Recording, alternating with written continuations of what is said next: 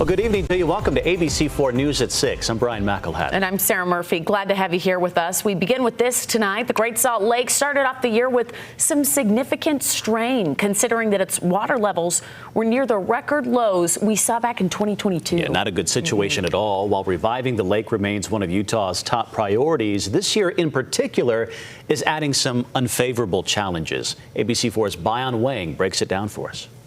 I think that it's really important to emphasize that we are in conservation mode. How we use water matters this year. It always matters, but especially this year. That's in part because of the abysmal winter season producing record low snowpack in Utah, and not just in the elevations. So we're seeing record low snowpack both in the state of Utah and unfortunately also in the Great Salt Lake Basin. We're just not getting the snow. We're not getting the snow water that we normally have. Jordan Clayton is the supervisor at Utah Natural Resources Conservation Service.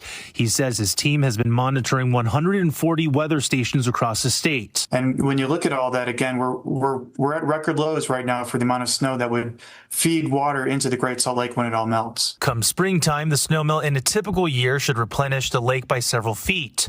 Unfortunately, this year, Clayton projects the mid to upper range of that snowmelt will only produce about a half foot to a foot and a half of water, but then there's a bottom end of that range. Potential at the bottom end is basically no more lake level rise from here forward. Time will tell what those totals will actually be. For now, Great Salt Lake Commissioner Steed has been working to mitigate the impact. Putting less water outside is going to be key, and so we'll be hitting over the next few months a weight to water message, as well as trying to work with farmers and ranchers to keep watering seasons delayed as best we're able. The legislative session may offer additional resources for the lake. The commission has been tracking HB 348, a dedicated water bill, and HB 410, an agriculture leasing water program. It dedicates some individuals to pay attention to those agricultural water leases, and then gives some flexibility again with those leases for the ag community to once again make game time decisions about where and when they would like to move water to the lake. Reviving the lake has proven to be no easy task, but Steed says what they're doing now leaves room for cautious optimism. Despite being